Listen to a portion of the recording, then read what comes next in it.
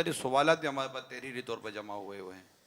اگر یہ ان میں جیسے کہ ایک سوال یہ بھی آیا کہ مصائب، چونکہ یہ محرم الحرام سے یہ ماہ چل رہے ہیں اور اس میں جو شہدائے کربلا کے جو واقعات ہیں اس میں مصائب اور صبر یہ پورا ایک عنوان ہے.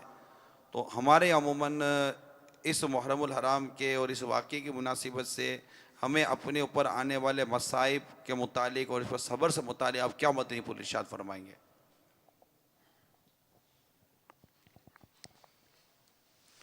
مصیبت سے تو کوئی بھی خالی نہیں ہوتا. کسی کو بڑی مصیبت آتی ہے، کسی کو چھوٹی مصیبت آتی ہے. عموماً کچھ نہ کچھ مصیبتیں آتی ہیں. سید انبیاء علیہ السلام پر بھی مصائب آئے، ان پر بھی مصیبتیں آئیں. تو اب یہ کہ مصیبت کا آنا، ایک تو یہ کہ بعض صورتوں میں گناہوں کی وجہ سے مصیبت آتی ہے، تو اس پر یہ کہ یہ بھی ہوتا ہے کہ وہ گناہوں کا کفارہ بنتی ہیں. اور بعض اوقات یہ کہ مصیبتیں گناہ نہ ہونے کے باوجود بھی آتی ہیں، جیسے انبیاء علیہ السلام، تو یہ ترقی درجات کا سبب بنتی ہیں، گریڈز ان کے بڑھتے ہیں.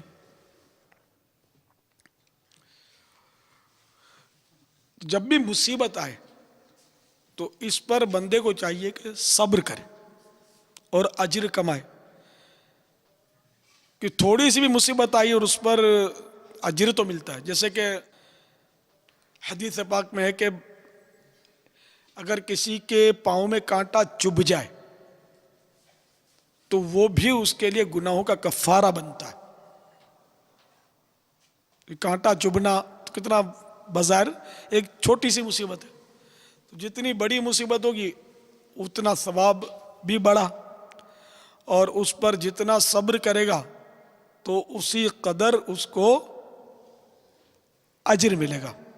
اور جب جب مصیبت آئے تو اللہ تبارک و تعالی کی ناشکری نہ کرے بلکہ صبر کرے. چنانچہ سورۃ البقرہ آیت نمبر 153 میں ارشاد ہوتا ہے، یا ایھا الذین آمنوا استعینوا بالصبر والصلاۃ ان اللہ مع الصابرین.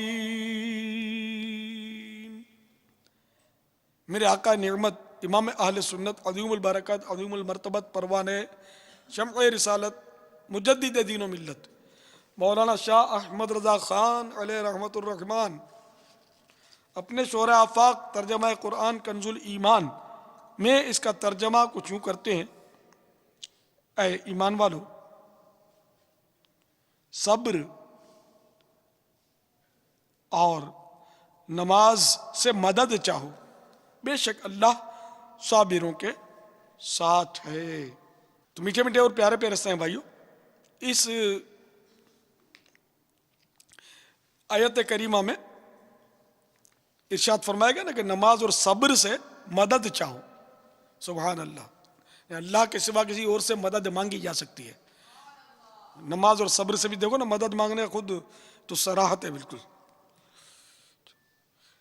اس کی تفسیر میں حضرت صدر الافاضل مولانا نعیم الدین مراد آبادی علیہ رحمۃ اللہ الہادی فرماتے ہیں حدیث شریف میں کہ سید عالم صلی اللہ تعالی علیہ وآلہ وسلم کو جب کوئی سخت مہم پیش آتی، یعنی سخت مشکل درپیش ہوتی، سخت مہم پیش آتی تو نماز میں مشغول ہو جاتے.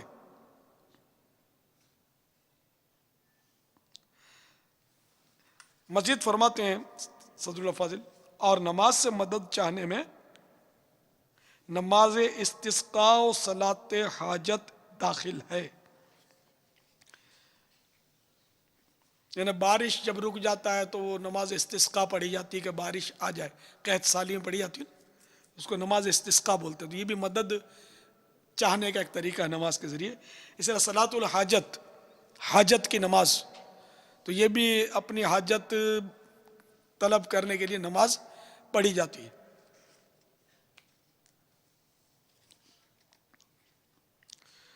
155 نمبر آیت میں ارشاد ہوتا ہے، یعنی یہ آیت اور اس کا ترجمہ وہ لوگ غور سے سنیں جو بولتے ہیں کہ ہم پر یہ مصیبت کیوں آ گئی اور یوں آ گئی اور ہم تو کسی قابل نہیں ہیں، تو فلاں ہیں تو چنی ہے تو چنا ہے، وہ سنیں۔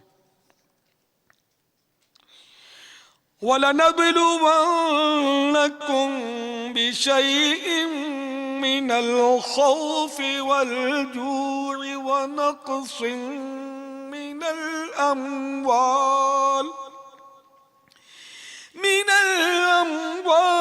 وَالْأَنفُسِ وَالثَّمَرَاتِ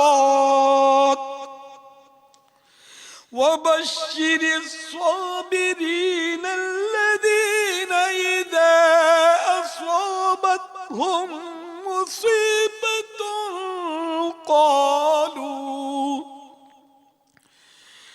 قالوا إِنَّا لِلَّهِ وَإِنَّا إِلَيْهِ راجعون۔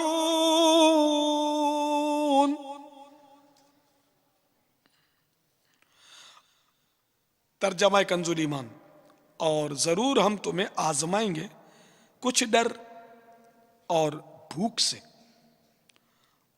اور کچھ مالوں اور جانوں اور پھلوں کی کمی سے، اور خوشخبری سنا ان صبر والوں کو کہ جب ان پر کوئی مصیبت پڑے تو کہیں ہم اللہ کے مال ہیں اور ہم کو اسی کی طرف پھرنا۔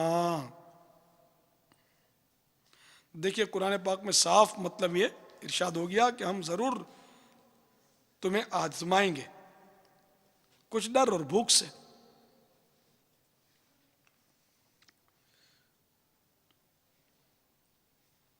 تو ڈر اور بھوک کے بعد وہ حاشیے میں لکھا ہے، صدر الفاضل رحمۃ اللہ تعالی علیہ فرماتے ہیں، آزمائش سے فرما بردار و نافرمان کے حال کا ظاہر کرنا مراد ہے۔ تو فرما بردار ہے تو وہ ظاہر صبر کرے گا، نافرمان ہے وہ واویلا مچائے گا۔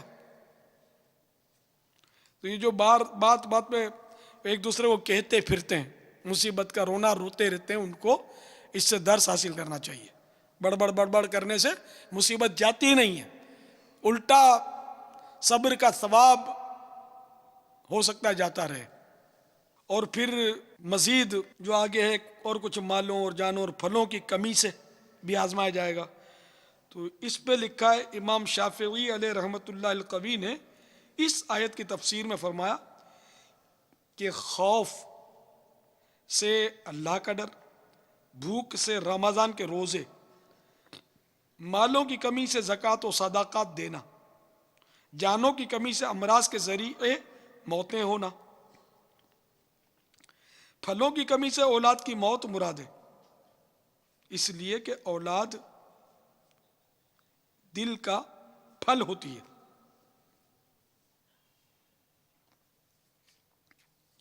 حدیث شریف میں سید عالم صلی اللہ تعالی علیہ وآلہ وسلم نے فرمایا، جب کسی بندے کا بچہ مرتا ہے، اللہ تعالی ملائکہ یعنی فرشتوں سے فرماتا ہے، تم نے میرے بندے کے بچے کی روح قبض کی؟ وہ عرض کرتے ہیں کہ ہاں یا رب عز وجل۔ پھر فرماتا ہے، تم نے اس کے دل کا پھل لے لیا؟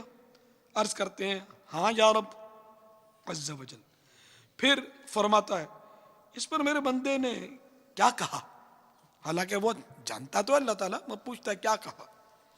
عرض کرتے ہیں اس نے تیری حمد اور انا للہ و انا الیہ راجعون پڑھا۔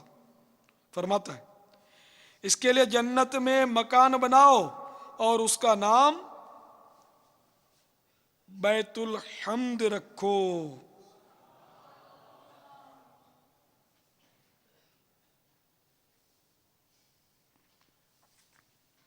حکمت،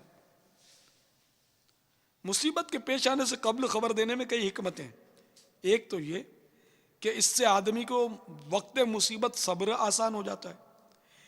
ایک یہ کہ جب کافر دیکھیں کہ مسلمان بلا و مصیبت کے وقت صابر و شاکر اور استقلال کے ساتھ اپنے دین پر قائم رہتا ہے تو انہیں دین کی خوبی معلوم ہو اور اس کی طرف رغبت ہو۔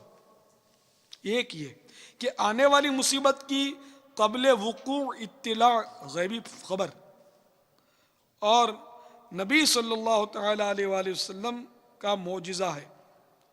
ایک حکمت یہ ہے کہ منافقین کے قدم ابتلا کی یعنی آزمائش کی خبر سے اکھڑ جائیں اور مومن و منافق میں امتیاز ہو جائے۔